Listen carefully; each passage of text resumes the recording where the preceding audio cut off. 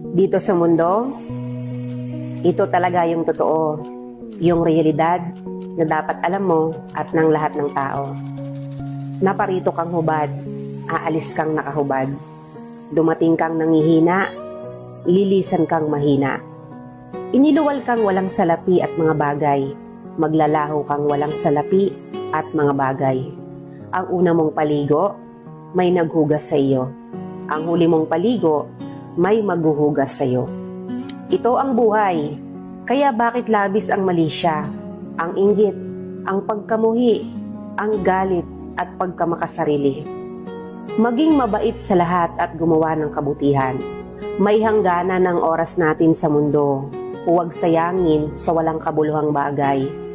Manalangin at higit sa lahat, huwag na huwag nating sasambahin ng pera. Dahil kahit anong dami ng pera mo o ng ari-arian mo, kapag binawi ng Diyos ang buhay mo, iiwan mo rin yan at hindi mo madadala sa iyong pupuntahan.